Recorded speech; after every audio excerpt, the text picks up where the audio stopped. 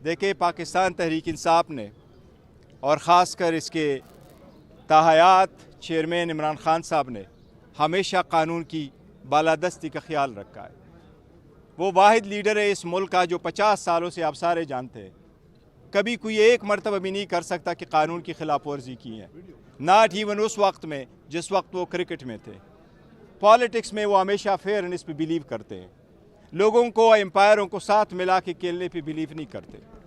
हमने हमेशा कानून और आइन की पासदारी करते हुए अपने पार्टी के अंदर अगर डेमोक्रेसी आपको नज़र आती है, वो सिर्फ़ और सिर्फ पाकिस्तान तहरीक इंसाफ में खान साहब की वजह से मौजूद है और उसकी ज़िंदा मिसाल मैं आपके सामने हूँ। बाकी पार्टीज़ अपने बेटे को बेटी के अलावा किसी और को जानते तक नहीं है, अलाउ ही नहीं करते। उनकी डिसीजन ड्राइंग रूमों में हुआ करते हैं।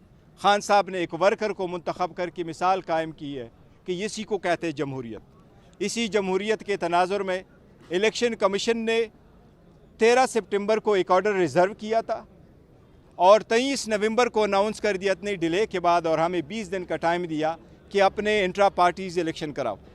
कानून और आइन के मुताबिक, हमारे पार्टी के कॉन्स्टिट्यूशन के मुताबिक और उसमें जो रूल्स बने थे उसके मुताबिक हमने free and fair and transparent election करवाए। पेशावर में प्रेस कॉन्फ्रेंस हुई, डेट हमने अनाउंस की, 2 तारीख को इलेक्शन होंगे। 28 तारीख को हमने इलेक्शन कमिश्नर को अपॉइंट किया। 29 तारीख को शेड्यूल अनाउंस किया। सारे पैनल हमारे पास 1 तारीख को आ गए। जिस वक्त क्रिटिकल और टफ सिचुएशन में वो आए, वो सब के सामने वो सिर्फ एक पैनल आया, वो अनअपोज मुंतखब हुए। लेकिन हमारे रूल्स इतने डेमोक्रेटिक है कि रूल्स में प्रोवाइडेड है कि अगर एक पैनल भी आए तो जहां वोटर जमा हुए हों उनसे भी ऑब्जेक्शन लिया जाएगा, रिजोल्यूशन लेकर के फाइनल होगा। तो हमारे फ्री फेयर ट्रांसपेरेंट इलेक्शन हमने करके उसकी सारी सर्टिफिकेशन हमने इलेक्शन कमीशन के सामने फ़ाइल कर दिया। इलेक्शन कमीशन से हमने बसद एहतराम इस्तदा की थी कि इलेक्शन शेड्यूल आने वाला है, किसी भी पॉलिटिकल पार्टी का उसका निशान, उसकी एक आइडेंटिटी है। हम उस आइडेंटिटी को प्रिजर्व करने के लिए, क्योंकि पीटीआई आलमोस्ट 70% पाकिस्तानी को रिप्रेजेंट करती है, उसके लिए हमने दरख्वास्त कर ली कि आप हमारा सर्टिफिकेट इशू करें। आज मैंने अदालत के सामने एक पिटीशन फ़ाइल की थी।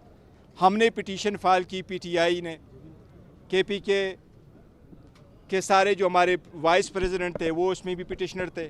हमने कोर्ट से ये इस्तदा की कि इलेक्शन कमीशन के ऑर्डर के कंप्लायंस में हमने इलेक्शन होल्ड किए।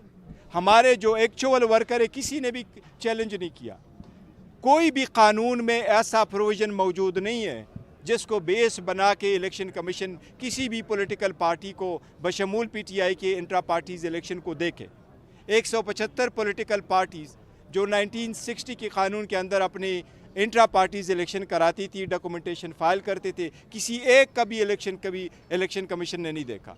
इसलिए आज अदालत से हमने इस्तदा की कि कल 10 बजे के लिए टाइम रखा है।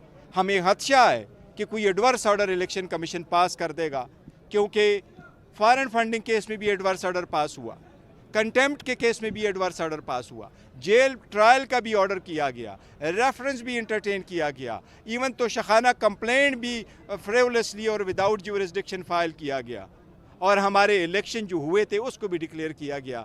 सो we could not take further risk. आज अल्हम्दुलिल्लाह अदालत ने इलेक्शन कमीशन को फाइनल एडवर्स ऑर्डर से रोका है।